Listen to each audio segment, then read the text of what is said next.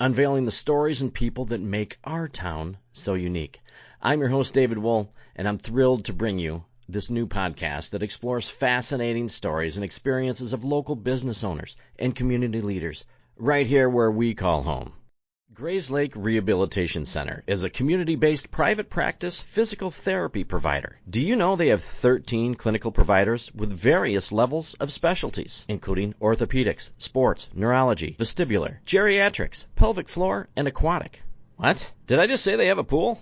Well, they do, and it's the largest indoor warm water pool in Lake County, featuring 2 underwater treadmills and swim currents. And recently added clinical treatment specialties, in layman's terms, Shockwave. They have both radial and focus units that are the newest tool in regenerative medicine, available to everyone. They pride themselves on the most current and up-to-date specialized care to keep you moving. If you're looking for physical therapy, make sure to see our friends at Grayslake Rehabilitation. 1 minute, your world is normal. The next, it's gone. A flood, a fire, a crime scene. Your home shattered. Your business shut down. Your life on pause. But in the darkest hour, when chaos knocks at your door, that's when Serve Pro of Northwest Lake County shows up. Not just a company, not just a cleanup crew, but neighbors, parents, coaches, locals who care. Drake and his team aren't just restoring properties. They're restoring peace, restoring dignity, restoring lives. So when your worst day arrives, call the oh no guy who becomes your thank God guy. Serve Pro of Northwest Lake County. Locally owned, nationally known, unshakably trusted. From devastation to restoration. Serve Pro, Northwest Lake County. All right, ladies and gentlemen, welcome back to another episode of Discovering Grayslake. I am recording here once again from the Loop Marketing right at the end of Center Street and Lake Street. So big shout out to Eli for letting us record here. If you have any marketing needs, give Eli a shout because he's a good dude and he'll help you out. So today I'm with Eric Skaja. Is that how we say it? That is correct, yes. All right. And you are nice to have you here, buddy. So you're an author. Yes. I wrote a book. Yes. You wrote a book. Well, that makes you an author, right? I think it does. Yeah. I mean, it's published and it's sitting here. It's sitting here right there. That's good. So I got your name through Christine. Mutual friend Christine. Yeah, bro. And right. Shout out to Old Time Antiques too. Exactly. Yes. And when you guys are hearing this, what a great place to shop for a little Christmas gift. It is. They have all kinds. Have you been in there? I have. Actually, I bought a few things in there. So all kinds. And I think I did a live little podcast with her too. Oh, nice. It was only a few minutes long. It wasn't the depth that we're doing here. So. Yeah, she does her lives to help sell stuff that's over there. And she doesn't swear and she doesn't drink Jack Daniels.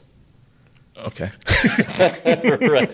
It's an interesting mutual friend to have, which usually turns into some kind of scary scenario as it goes along. So let's start.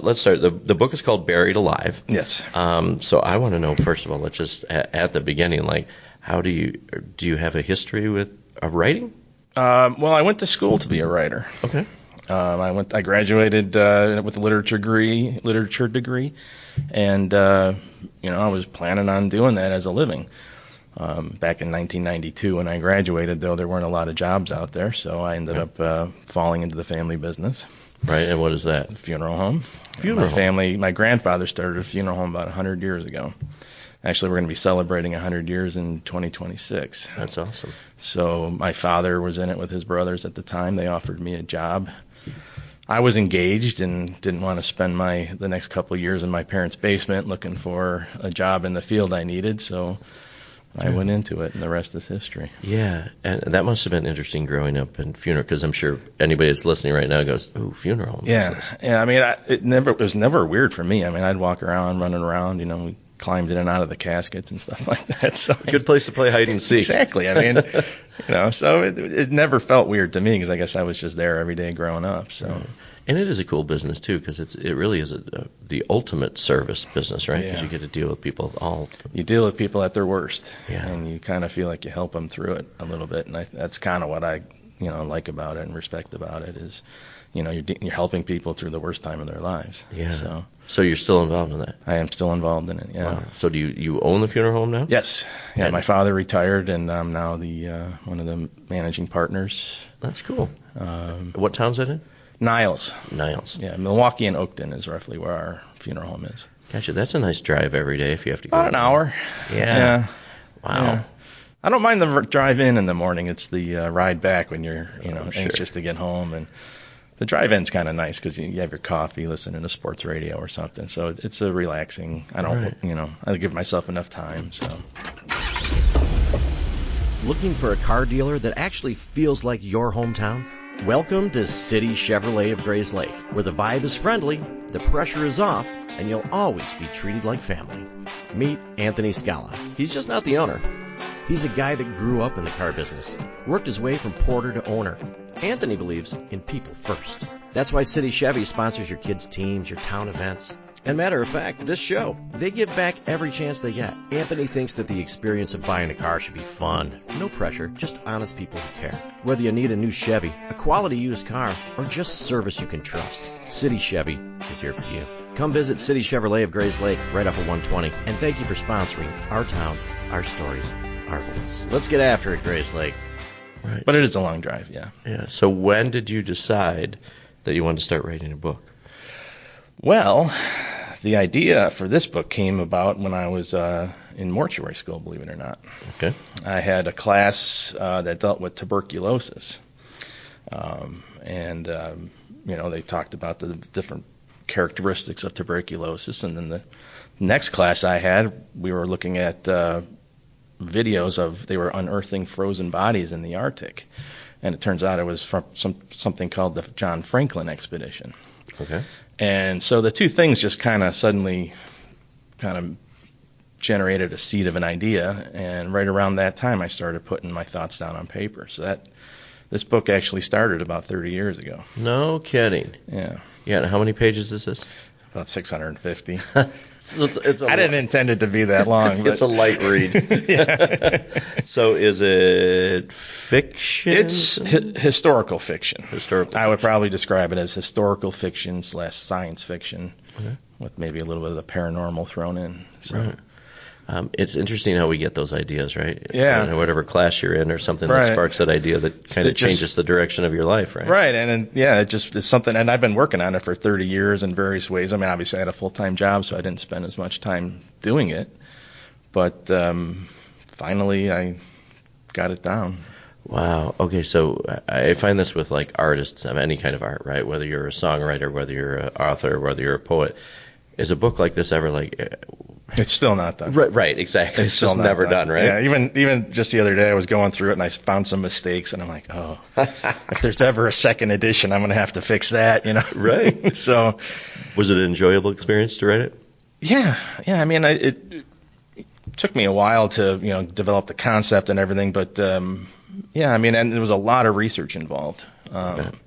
Simply because when I was doing the John Franklin part of it, there's pretty much a cult following of John Franklin, mostly in England, but it's a lot of people really follow the various points of that story, which, just so in case anybody's not aware, in 1845, John Franklin left England with two ships, the Erebus and the Terror, and they sailed for the Arctic. Basically, they were never seen again. There were lots of search parties that were sent out. A lot of people looked for them. They found some clues, but they really never discovered what happened. So when I started writing the book, it was just intended to be a pure fiction, but because during my research, when I saw people were arguing about little aspects of it online on different blogs and stuff, and I thought, man, I cannot just throw something out there that's untrue or it's going to get criticized. So, Of course. So for basically the first section of the book, up until July 26th when they were last seen alive, all of that is pretty much historically accurate. I mean, as much as I can find through my research. And then after that date, I kind of made up the rest as we went along. So that's the fiction part of it. That's the kind of fun part, right? Yeah. You can mix But I wanted it both to of be those. a historically accurate book. That's partly why it ended up being so many pages long. Is there is a part that that is historically correct. Those guys had to be nuts. Yeah, to Right. go there and the bravery they showed. I mean, to go out into the Arctic and they got frozen in. They knew they were getting frozen in. Really? And from what was discovered, I guess they got frozen in and never got off. Holy smokes. So they ended up abandoning the ships. And then that's it. They disappeared from there. Really? Yeah. So was it expedition just to explore to find? They were trying to find the Northwest Passage, the passage to the Pacific Ocean. It's a little bit. It would have been a little bit easier for them than going around the southern tip of South America or Africa to get to the Pacific. So they tried to find it, and unfortunately they got lost doing it. Yeah, you wonder like if you could like really historically like what the hell happened. Can you imagine the fear and the anxiety that must have gone along with that of being trapped there? Yeah, I mean there's a lot that's known. I mean they did those bodies that I mentioned from the video. They did autopsies on them and discovered that they had lead poisoning, stuff like that. Really? From the canned foods. They brought canned foods, and the solder got into the food, and so they basically were slowly dying from lead poisoning for a while too. to make everything worse, and they didn't have any other food, so it was not a good scene for them for sure. No. So how many people were on those ships? Do you have any idea? 111 is what I recall. I know there's some people went back, before they went into the Arctic. So, but I think they mentioned about 111 souls being lost. That is that stuff like this to me is like insane. Like to think about history and what we do now and how things were explored. To take two ships like that and naming one the Terror and what was the other one? The Erebus. The Erebus. Yeah. Wow. So. That's what. So when you were studying things like this, so you found out about that, right? Which is intriguing. The first thing that comes to my mind is like, how do they even find these bodies? Like they must. It's not a small place. Yeah. Right? Well, the bodies were found on an island called Beechey Island, and they were, those were discovered fairly early on because I guess Beechey was a common place for them to winter, or people that went up that way would winter there. So they found the first three bodies, when they were searching for them fairly early on, and that So that was pretty well established. They found a couple other people and shipped them back to England. One of them being the main character of my story, John Irving. Okay. Yeah, he was, according to history, he was shipped back to England. I kind of turned it around and turned it into a little bit of a fictional account that it really wasn't him. Oh. So, yeah. not to spoil it. Not to spoil it, right? Yeah. So with this as a adventure, like what kind of people would like love this book? Like if you people who like historical fiction, because there's a good portion of it that takes place in 1845. People that like science fiction, because the book kind of shifts between modern day and 1845. It goes back and forth, and the modern part is kind of about disease. A doctor is called into a research camp. There's two people that are sick, and basically they find that they have the contracted tuberculosis. So that's kind of the way the story starts. And then the reason the book is called Buried Alive is this research group found a body, and it was frozen. And as they were autopsying it, they discovered that's when they started, getting sick. So the source of the disease ended up being from the person they found. Wow, interesting. And what a different life in 1840, right? Oh, yeah. Yeah. I mean, we think of all the creature comforts and everything from little things like GPS or anything like that, but to go out there and there's probably not any way to signal that they were in trouble. No radio or nothing, yeah. Once they got snowed in, there was really nothing they could do, except wait it out.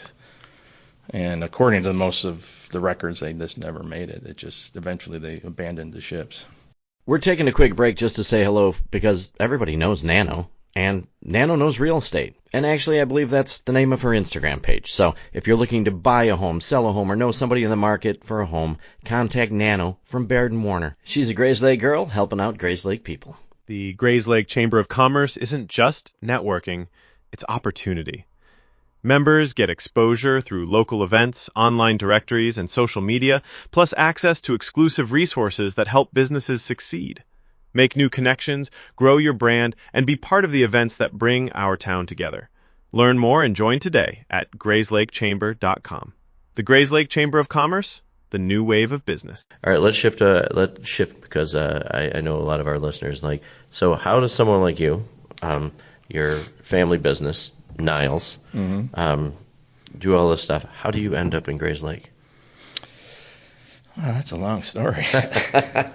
I got time. Well, I got married right out of college. Obviously but that didn't take. So, it's the only thing I'm allergic to. Yeah. So I remarried, and it was, I did it much better the second time around. But, we were just looking for a place to live, and it was cheaper. Originally, I moved into Round Lake Beach, back in like 99, I think, when I bought the house. And then in 2001, I just moved to Grayslake because it just seemed like a much nicer town. The downtown area is unbeatable. There's nothing in the area remotely like it. Right. No, it's about one of the only places around that still holds that like hometown feel. And the way they close the streets down for the Christmas tree lighting, for the farmers market, all that stuff is just you can't get that anywhere else. No. So from living where you did before and coming here, it's kind of refreshing. And from Round Lake Beach to here. Right. I grew up in Northbrook, and that wasn't. They had a downtown area, but it still wasn't the sense of community that it is here. Right. I mean, it's a really a unique place to live, I think. Yeah, and I've been fortunate enough to get to meet a ton of people here, so that's why it was so interesting when I saw your book there, and Christine was doing her live, and she was talking about your book, and we have autographed copies here and this and that, and I'm like, well, who is this guy, and how come I don't know him? And you live near Christine, which is right down the street from Christine, right? And you guys have an interesting neighborhood there too. Yeah, the street we live on, like I said, it's one of the best, I think. Everybody kind of knows each other. We all kind of look after each other. So it's, and to live in a special community like that where that happens is awesome too, right? Yeah. And it's very cool. Okay, so let's talk about this if you don't mind, because Sure. I know that we were talking about Christine, and anybody, there's a shout out to her again so every year she runs a bags tournament for to give someone a hand up, right? Right. And you've been involved in those. Yes, I actually won the first year. Did you? Believe it or not. Yeah, I don't know how that happened, but because I haven't even come close since. But yeah, so I've been involved in their tournaments for years now. So that's awesome. And they were going to make you the beneficiary of the money one year, right? They did in 2024. Okay. They made me the beneficiary of the money. I came down with lymphoma. Wow. So I went through chemotherapy and all that, and they were kind enough to make me the beneficiary. I was already through the disease by then, so I passed on the earnings to another family in Grayslake who had a 6-year-old daughter. Yep. And I thought they can better use it than I could, so we sort of made it about them instead. Which is cool. Yeah. Hats off to you for that too, because it's nice. And you're like me too. We're going to be okay, but little kids, how can we help them out? Hopefully, like I said, I was done at the time, so it felt like me taking the money wasn't something I need. I didn't need it, and I just wanted it to go to somebody who was still dealing with it and still having to go through all what I went through. Right. So how old were you when you were diagnosed? 53. Really? That's how old I think that's how old I am. Yeah, but that's a scary thing, right? Yeah, it was weird because I had tumors behind my eyeballs is what the reason I discovered it, right? And one eyeball just started going up, and suddenly I had double vision. And, I called my doctor. He's like, well, it could be stress. It could be a bunch of different things. We went in for an MRI. Turns out they're tumors. Wow. And then I spent about the next 6 months going through chemotherapy, which... How was that? As you might expect. Your hair falls out. You look like an alien. Oh. And, they pump you with steroids so you swell up. You look, kind of like the Michelin Man. Yeah. That must have been really scary. Yeah, I think that's part of one of the reasons I ended up finishing my book and publishing it. Because it was kind of ready to go. I kept saying it's not quite ready. There's still a few things I want to change. But once that happened, once you hit that, the cancer comes in and you think, well, this maybe is all I'm going to get, Sure. And it kind of motivated me to start finding a publisher, that would take the book on, and then luckily I found one. Yeah, that's cool. So it probably changed your outlook on life a little bit too, right? Oh, definitely. I mean, working in my field, obviously, I see it every day. So it's, I know that, there's only a finite amount of time we're here, and you got to make every day count. But you tend to, when you're dealing with it every day, it's always happening to someone else, and then all of a sudden it's your turn, and it's very difficult to deal with at times. You're thinking, I'm not ready to go yet. I got a lot left to do. Yeah, right? I just got married 13 years ago. My wife and I have a lot that we want to do when I retire. I'm not ready to, Plus, I was always expecting to do my writing when I retired. Right. And so now all of a sudden I felt like I wasn't going to get that opportunity. So it gave you the push to find a gave me the push, and I did it, and I was glad I did it. Like I said, it's still not done, but it's good enough. Hey, it's sitting in front of me. So far as far as they know, I'm done. So, so I used to work for a gentleman who wrote a book, and I was in charge of marketing the book. And I tell you what, in my experience, that might be one of the hardest things to market in the world, is try to sell a book, right? I am discovering that, yes. The book came out in August, so I'm still relatively new to the process. Yeah. But I did hire a marketing company that's trying to, increase my social media footprint. I'm not one for social media, really. I got on Facebook when I got cancer as a way of telling people what was going on, because everybody was calling me and, how you doing? I'm like, okay, I can make one update here and press publish. And then I don't have to get calls every 2 minutes about, because, you're not feeling like talking and, but people are just concerned. They want to know how you're doing. Yeah. So it was one way I can get it out to people. So I did kind of post that on Facebook. But other than that, I hadn't been on social media. Right. And now how do you market anything if you're not on social media? Forget about it. It's the only way to do it. So I got a marketing company that's got me on Instagram now. It's got me on Facebook. Nice. They've made a website for me. Nice. Oh, since we're talking about that, so where can people find that? Facebook and Instagram? EricSkaja.com. And that's SKAJA. Right. Okay. That's my website that you can buy the book. It just provides links to where the book can be found on Amazon and Barnes and Noble, all the various places.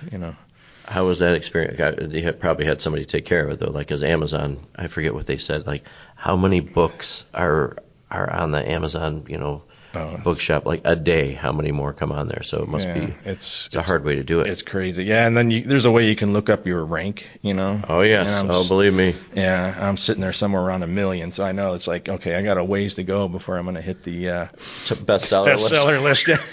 Right, just to get it out and everything like that. But what did you have a sense of accomplishment, like when you got done, when you actually got to see this thing? The first book came to me and they showed it to me, that was a great day. I bet it was awesome. That was a great day. Just seeing your name on a book was like something that was one of my biggest dreams. I mean, that's why I went to college. Right.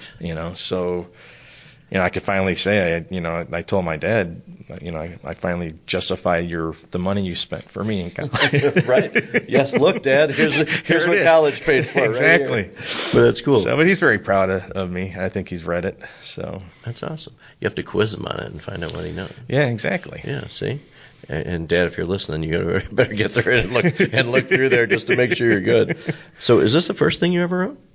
That's been published. That's been published. Yeah. Do you have a lot of? I find a lot of times with writers that they have 15 of these sitting at home or so that just haven't been completed, or you started and then you let it. I'm actually finishing up a second book. Okay. What is this about? Well, my wife, who's an avid reader, she's told me that if I really want to sell books, I got to sell books that women want to read.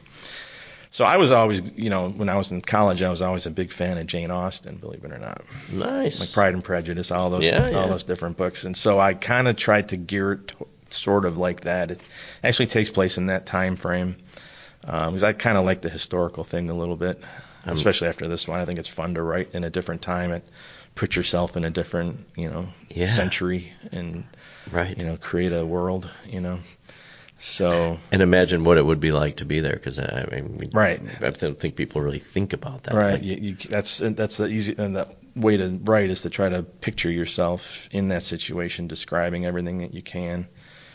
Looking for a place where there's always something happening? Welcome to the Grayslake Village Center. Whether you're planning a family outing, a date night, or a fun night out with friends, the Village Center has something for everyone, year-round.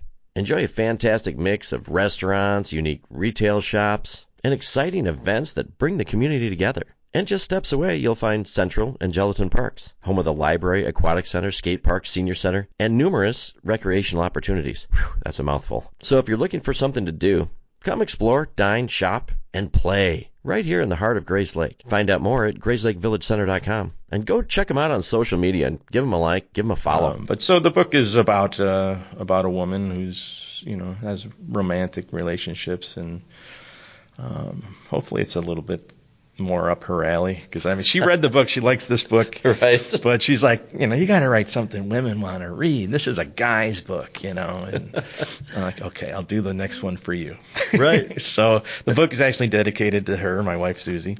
Beautiful. And I've told her this, and I'm sure she's going to kill me for saying it, but I based the main character on her. Nice. On how I think she would react to being in that situation. So that's really cool. Yeah, that might be the most romantic gift a guy can give to his wife, right? Well, unless she doesn't like she might hate the character. Be like, this is what you think of me, right? Exactly. And you mentioned romantic relationships, so hopefully you're a part of the book as well.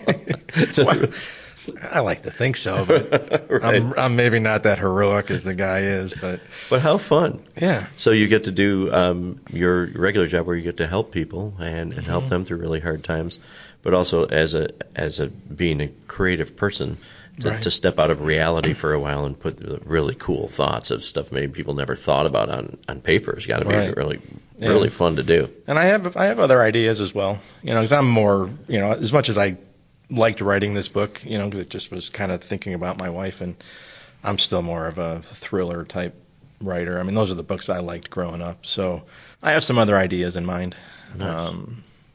Which, hopefully I'll get to at some point. Yeah, and it's a good hobby, right? I mean, you can keep yourself sharp, and you get to learn more things historically and be able to Right, yeah. This whole book was a learning experience, just everything that transpired. I mean, I knew vaguely about John Franklin, but I didn't know the detail and the things that they went through in the detail that I do now. And right.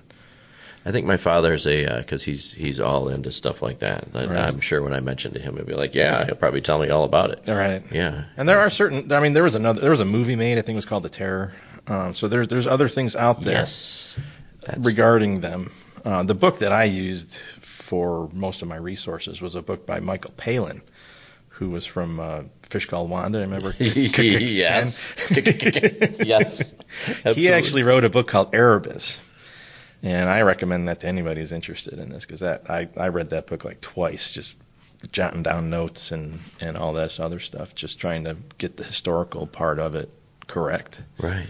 But yeah. Well, it's fun with this, and the thing that always makes me think, like, when you talk about things, you could have wrote about any time period, about any other thing.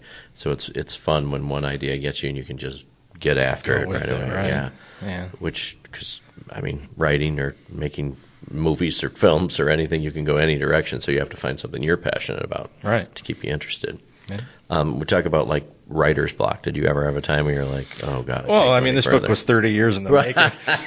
Right. So yeah, I think there were maybe like a year at least that I just put it down and just didn't want to go, and then I'd go back to it, and try to do stuff. So yeah, I mean, there were times where I was just kind of wasn't flowing. The words weren't flowing. Right. Yeah. So. Because when you're in that like really passionate moment where you're like just words are just flying out because you're doing it because you love it, right? And then when you have to finish, you just don't want it to turn into a job, right? Right. Because otherwise, then it kind of loses its. Right. Writer's block's a difficult thing sometimes to overcome, because you just got to somehow get yourself into that book. You got to immerse yourself in order to write about it, and so.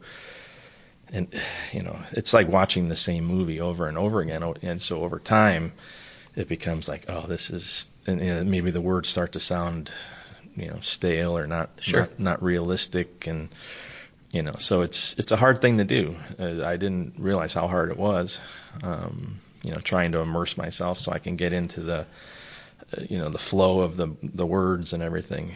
So I compare that with, I worked on a documentary movie for 2 years. And so for an hour of video, or an hour and 26 minutes, to work on that for 2 years, it's really hard to step back because everything blurred to me after a while, right? It's like Exactly. you've seen it all of these times, so it's fun to watch somebody or hand it to an editor. And watch, get a fresh perspective, yeah. Yeah, like, well, what the hell are you talking about on here, man? Like, you lost me, just so it flows. So you obviously had to have an editor. I did, yes. Yeah. How was that? It's always fun to have somebody not critique your work, but... Yeah, I mean, they didn't go into too much. The person who edited liked the way the story flew. They more or less made sure the wording was, more precise, more, so they edited grammatically more than the story itself. Sure. So yeah. So now I know there's a difference between like self-publishing. So you decide that you self-publish it, or it's what I used. I used what they call a hybrid publisher. Okay. They don't publish it because self-publisher, they'll publish whatever. You could scribble on a piece of paper and they'll publish it.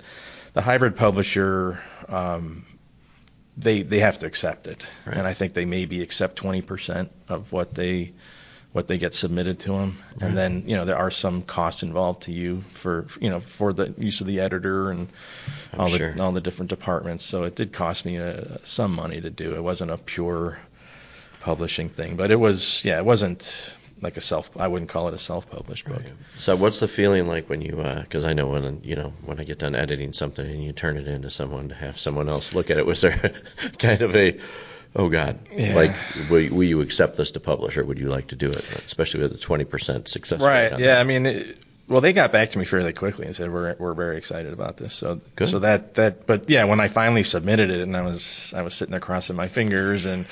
There was a little bit of anxiety, because you put so much time and effort into it, and then you ask yourself, what if it's not good enough, Sure.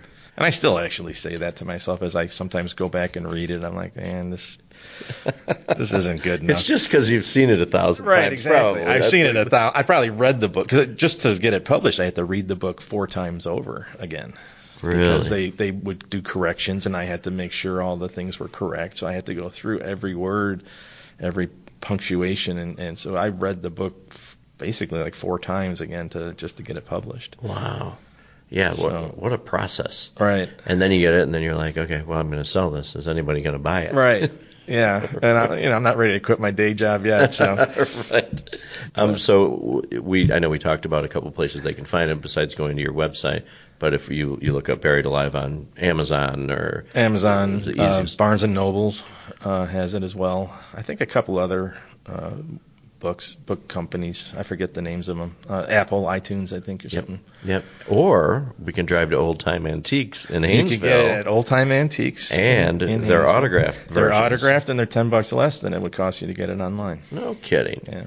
And you might pick up a random Sasquatch Christmas ornament or something while you're there. There's a lot of stuff to see there. There is a lot of stuff to see there. Plus, they're signed. So, right. They're first edition signed copy. So, who knows if it ever makes it. Exactly. Well, I'm having you autograph this one. I already did. Oh, you already did. Awesome. See? I have mine right here. I can sign it to you if you want. But I'm told that by putting someone's name on it makes it less valuable. So. Really?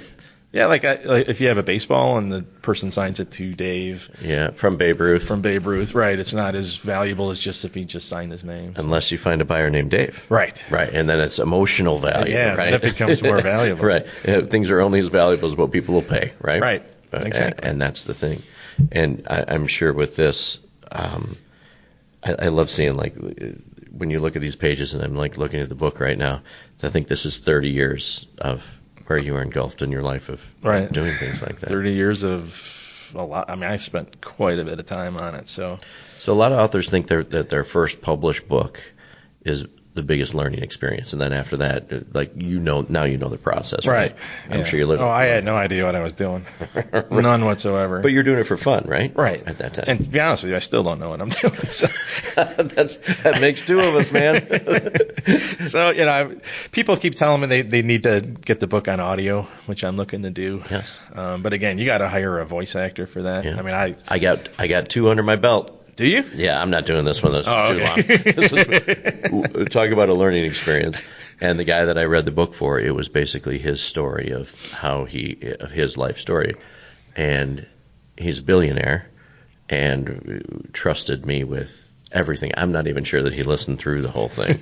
But when you go to that but to do it and submit it and the right way to do it and all of those things. That's got to take a long time. Yeah, and for you, this is your work. So for Right. you to find a voice that matches, like that somebody that can do stuff is like, the marketing company asked if I wanted to do it with an AI voice. No. And they sent me some examples, and it sounded okay, but there wasn't like the inflection and everything. It's just not. It didn't sound right, and I'm like, no. If I'm going to do this, I want to, I want to get a really good character voice actor, who knows how to make different characters sound like different people. Sure. I know a couple guys too. When we get off, give me the car for sure. Yeah, for sure. Yeah, and it was fun to see how it was priced, like, and what it cost to get done, because it's an interesting thing. And there's thousands of people out there that are begging to do stuff like this. Right. You just have to find the right one, right? Right. And that's who you like. Right. Yeah. Well, I mean, this is because the book fluctuates from from the past and then to the present, so it almost needs two different voices. Right. So interesting. So it's, unless someone can do two different, like a English, because one of us is an English sailor and the other is an American doctor, so you got to be able to do both voices. So it wouldn't be an easy thing for one person to do. Yeah, and anybody who's listened to audiobooks, if that guy sucks or that girl sucks, then you're like, oh, come on. Yeah, and you can't tell who's talking because it all sounds the same. Right. Yeah. Yeah, don't listen to mine then. So like, oh my God, and listening to yourself back doing it, but it adds a cool element to it, because like I have a bad eye and I have a hard time sitting down reading, so most of everything I consume. And I drive an hour or 2 hours a day, so Yeah. I'm on. I got like 50 books on Audible that I probably more than that actually, but I listen to that's what I do on the way in, on the way home, just listen to books. Yeah. So I used to do that a lot, and then I would get all excited when I was buying them, and I'd buy like 4 of them. It's like the same thing. You'd never buy 4 books at one time, because you just buy one and get rid of it. Right, and then you move on, right? Like, maybe I should start the other one. Right. I think this will be good. But that'll be cool. I'll be excited what happens to this. Do we have you have a title in mind for the second book? Second book is called Lady Ella. Lady Ella. And when can we expect that? Oh gosh. See, now I'm putting the pressure on you. Like, when you have to have it done, right? Well, it's almost done. But then to go back and revise, that's where the time-consuming thing is. And so, if I could work on it, I could probably get it done in about a year or so. Wow. You make it sound like that's a short period of time, but I mean, comparatively speaking, it's a lot shorter than this one was, for sure. It'd be fun. So you can make your hobby and your passion a job. Right. I would love to do that. That would be great. And then see how long before you retire? Well, since I got cancer, I wanted to retire at 55. But since I'm 55 now, I don't think that's going to happen anytime soon. But no, I 65 I think would be another 10 years would be a reasonable amount of time. And then hopefully you can travel and write or whatever you enjoy to do. Do you guys like to travel? Oh yeah. Yeah. She and I we travel quite a bit, and we've been together 20 years now. So awesome. Yeah, we've been around the world. That's awesome. So, and speaking of that, it brings, so you've listened to 2 or 1.5 episodes? I usually like when people haven't listened to anything. Okay, I listened, like I said, to you and Heidi talking. I did about a half hour of that one, and then I listened to the one with Christine. Yeah. And I wonder how many times she swore during that. I don't think she dropped a lot of F-bombs. She mentioned just the chicken.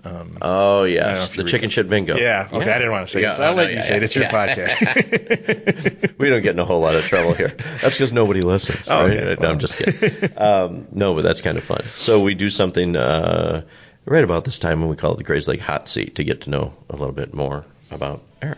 The Grayslake Hot Seat is brought to you by Joe Velez at JPV Financial. It's often said that those who fail to plan are planning to fail. Joe Velez and his team at JPV Financial create unique financial plans that address some of the most difficult challenges that people might face as they get older. No matter what stage of life you're in, having a proactive financial plan can help navigate some of the difficult decisions you'll face, helping you live your life by design, not default. Securities and investment advisory service offered through Osaic Wealth Inc. Member FINRA SIPC. Now for the Grayslake Hot Seat. Hey, thanks, Joe.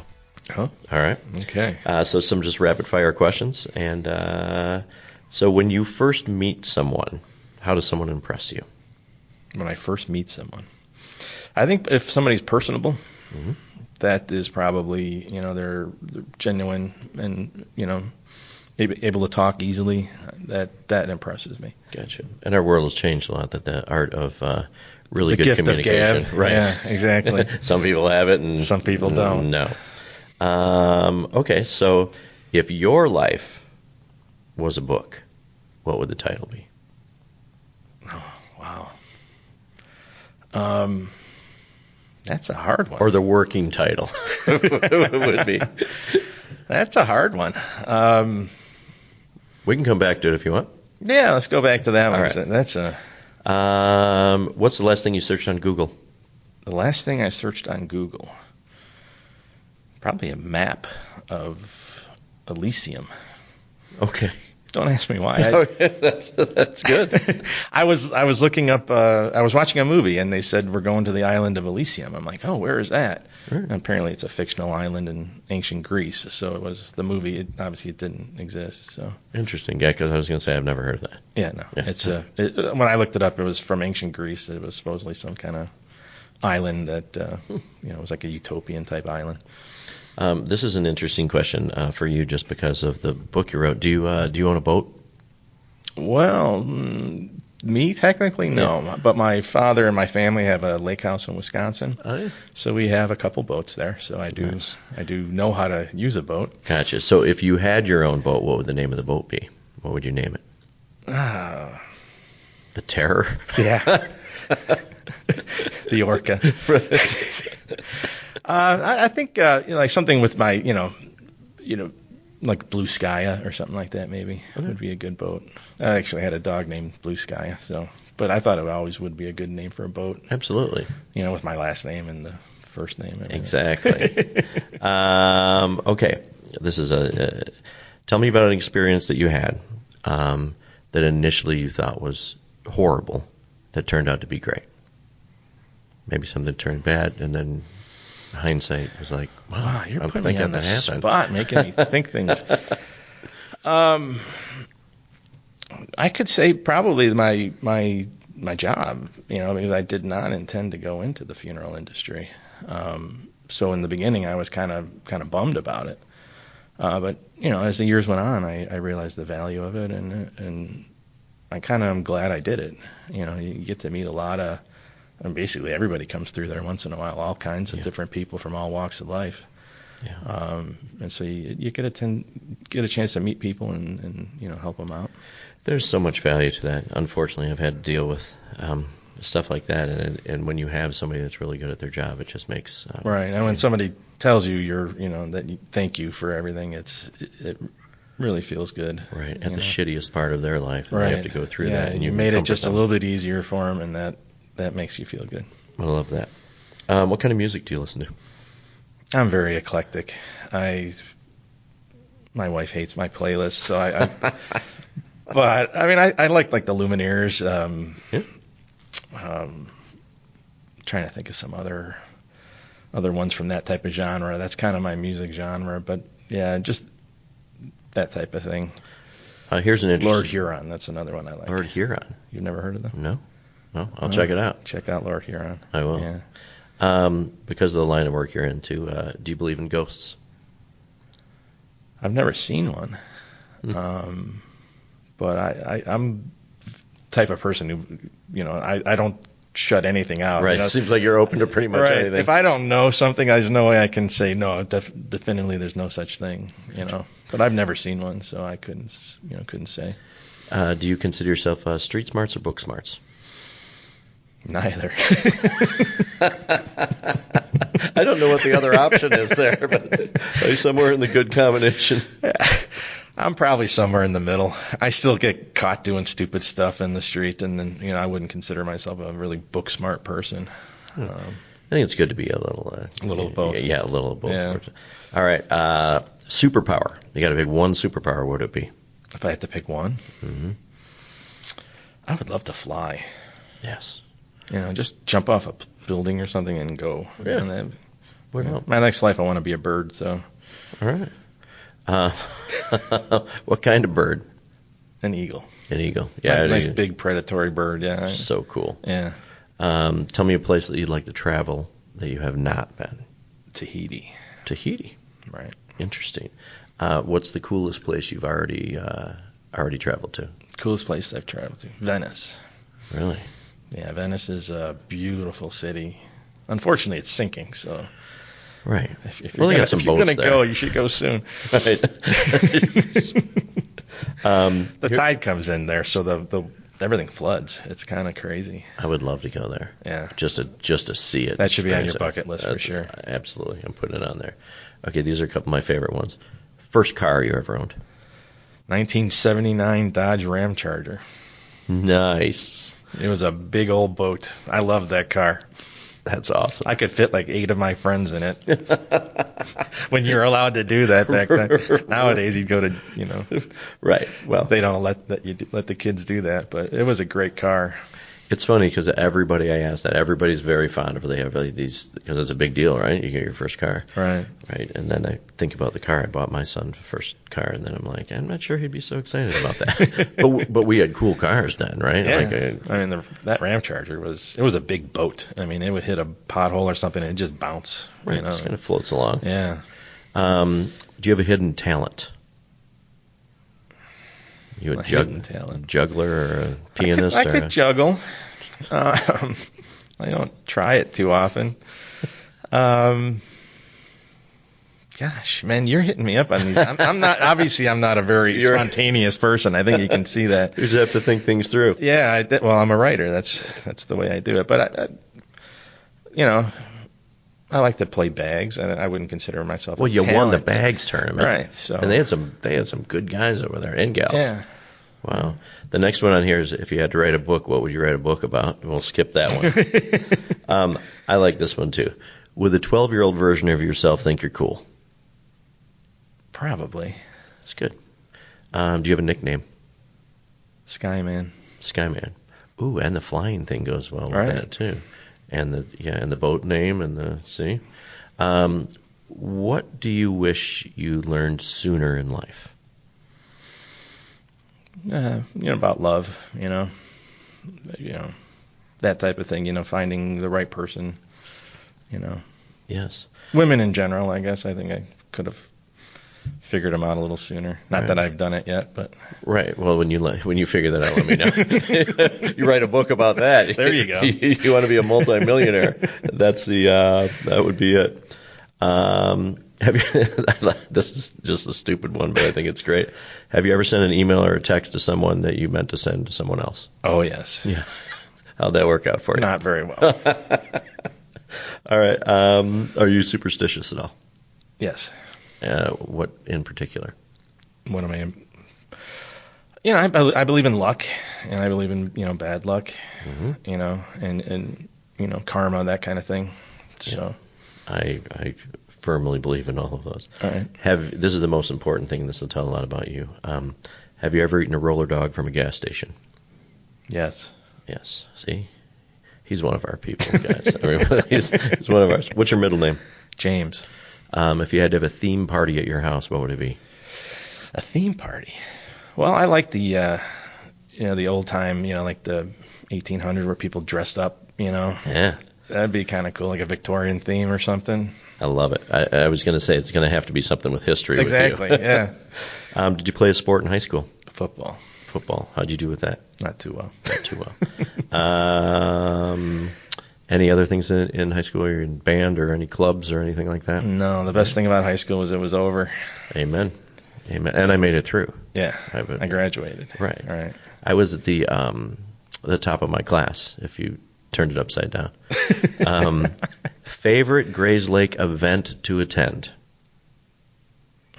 The tree lighting would have to be my favorite. Were you at this year's one just a couple of weeks ago? I was, but the Bears were playing, so I was in the Vine when they did the tree lighting. I missed it. But they were playing Philadelphia. So. Yeah, and it was a very strange time to have it. I liked watching people on the streets that had their hands, looking in the windows of Center Cut or wherever they were at, just looking at their emails to see what was going on. Yeah, once the game was over, we ran outside. Did we miss it? But it was all lit up. It was over. Yeah. So it's a really cool event. Yeah, the town does a great job. Yeah, they do a great job. Yeah, hats off. I'm on the social media a lot, and I heard a couple people throwing their 2 cents in about it, but I want to give a shout out to you guys that planned that because they did a really, really good job. They did a great job. Yeah, somebody said that there wasn't enough stuff. I'm like, well, we had a Ferris wheel, we had reindeer, we had the parade was smaller, the weather wasn't terrible. But they did a beautiful job with the lights, though. I mean, just to drive down Center Street. It's unbelievable. It's beautiful. Yeah, I had to make a video for it, and I'm like, so you want me to make a Hallmark movie, basically, right? This is what it has to be. But it's cool to watch, and it's fun to see other people from other communities watch it and go. Yeah, I saw somebody take a video from the Ferris wheel. Yeah. Going right down the street like that. That seemed a little cold for me to do that myself, but I enjoyed watching the video. Yeah, and I'm not sure. I had to ride the Ferris wheel twice the year before with my little guy. And I watched them put it up, and they put it up fast. I'm sure that it's completely safe for everybody, but still, whew. Most people have no idea what to do with their aging loved one who needs help. Well, there is a solution. A company that provides care and assistance to make your loved one feel right at home. At Right at Home, their mission statement is to improve the quality of life for those they serve.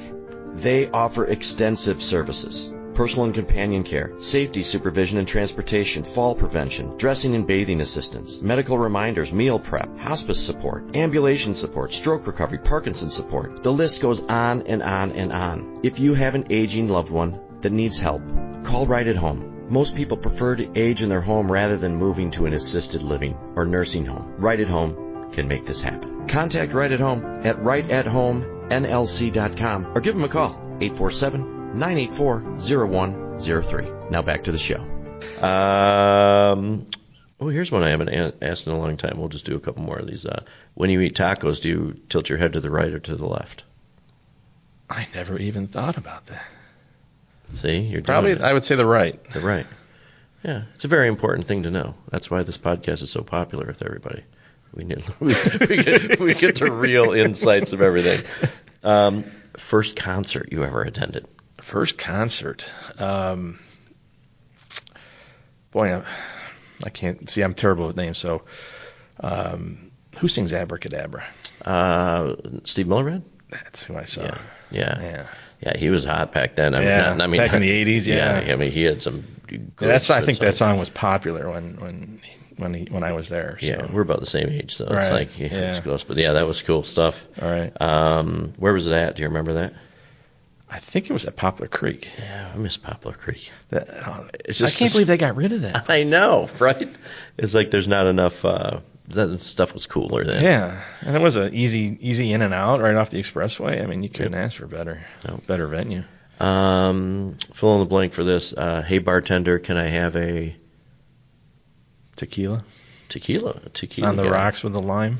All right, that's whether you like to do this or not, gun to your head, you have to sing a karaoke song. What would the karaoke song be? Well, I only sang one karaoke song once, and it was "Give Me a Redneck Girl." Oh yeah, Bellamy Brothers. Yes. See, I'm good at music. It didn't go over too well, and that's why you've done it once. That's exactly. Last show you binge watched? Game of Thrones. Yeah, it's a great show. Yeah, I watched it. My wife and I watched it. We just decided let's watch it again after it ended a couple of years, and we just sat and watched it for like 30 straight days or something. Yeah, it's really good. Yeah, a really good show. All right, we'll end with this one. Tell me about the second time you got arrested. The second time. It's a trap. It's just a trap, Eric. But we do. I don't want to tell you about the first time either. Hey, if the people make mistakes, that's how we learn. Yeah. You know, they say we get smarter with all the mistakes we make. I should be a genius by now, by the way. Exactly. I think that's. Have you ever met a celebrity? Yeah, actually, my family was very close to Gale Sayers growing up. No believe it or not. kidding. He was really good friends with my aunt, and so he used to attend our family functions and stuff. We used to call him Uncle Gale, believe it or not. No way. Yeah. So that's really cool. Yeah, he was a nice guy. I probably have his signature 5 different places somewhere. Really? Somewhere. Yeah, because every time I saw him, can you sign this for me? And then I'd put it away. I don't remember where it is. You should find that stuff. Yeah. That'd be cool. Yeah. As long as it doesn't say to Eric. Then it'll be worth something. Exactly. Yeah, thanks, Uncle Gale. I appreciate that. Well, thank you for playing with me on that. Sure. It's kind of fun because you get to know a little bit more about people. Right. And bring out some things, then I guess I should prompt people on questions, but I like more spontaneous things. Yeah. Except that's not my middle name is definitely not spontaneous. And that's my first, middle, and last name. That's the way to just get through. It keeps things exciting for me. All right, so we know where to get the book. The social channels, are they your name as well? Yeah. Well, in Instagram, yes, it is my name. And once again, it's Skaja. Correct. Right. Eric with a C, too. All right. Yeah, that's cool. So they can go on there, and if they want to purchase the book, they can go over to Old Time Antiques or jump online and grab it anywhere. Right. You can get it on. Just Google Buried Alive, Eric Skaja on Amazon, or search for it there, and you can get it pretty easily. So this would be a really good Christmas gift as well. That's basically, I ordered 10 copies for various people. So it's an easy shopping for me, yeah. It's like, here's a book I wrote. Yeah, here you go. Merry Christmas. I'm not pushing it on you, but it would be a good read. I know you like history and science fiction and nonfiction, this is really cool. I look forward to seeing your next book coming out. Thank you. Anything else you want Grayslake to know about you? I'm a fairly level-headed guy now. I'm a good person, I think. I just try to help my neighbors. Yeah. So, people should know that about me, that, I always have good intentions, even if I don't always, yes. It's a big club, a big club you're in. We try to do the best, but don't judge Eric because he's friends with the bros, though. Right, yeah, exactly. I mean, they're an interesting. I need to come to more parties on your guys' little street there, because I'd love to see you. You have your own little social club. Yeah, well, maybe we'll invite you the next time we come. No, that'd be awesome. The next time we have one, anyway. We, usually it's like her bag's party. Yeah, that's usually in August, right? We do a Christmas party, Yeah. I had a Bears party for the Bears game not too long ago. It's really exciting right now, isn't it? Oh, yeah. Well, except for the last game. Yeah, it was an exciting game at least. It was. They came back. Yeah, they haven't been blown out. Maybe Detroit. Yeah, but it's going to be fun to see what they do. Yeah. Who knows? Yeah. It'd be nice to bring I put money down for the Bears to win the Super Bowl. Did you? At the beginning of the year or after they started doing After they started doing well. That's fine. Well, $100 bet's $3,500, so. Is it really? Yeah. Wow. So. Okay, that's good. I mean, my brother-in-law decided to let's split it and do it. So that's awesome. We're gonna hopefully. It makes it more fun to cheer for the games. Exactly. Then, too. We'll see what happens. You never know. If they win, they win. Exactly. Well, thank you for spending time with me today. Thank I really you for appreciate having me. it. I appreciate it. Yeah, in Grayslake, make sure to go out and at least check it out and see. And once again, a good Christmas gift for everyone. So, in Grayslake, do me a favor. Wherever you guys are listening, whether you're on Spotify, whether you're on Apple, wherever, YouTube, wherever you get your podcast, do me a favor and subscribe, because that way every Tuesday you'll get to meet somebody else from our community. And as we always end, please get out there today and do 1-2 different random acts of kindness. We never know what our friends or family are going through, even just somebody walking down the street. If it's a smile, if it's holding the door for somebody, and I always say, being nice to the cashier at the dollar store, right? They're all people, so we can make our community better every day just by something little. So that's my challenge to you. So, Eric, thank you so much for your time again, buddy. I appreciate it. Grayslake, thank you guys very much for listening, and we'll see you next Tuesday, everyone.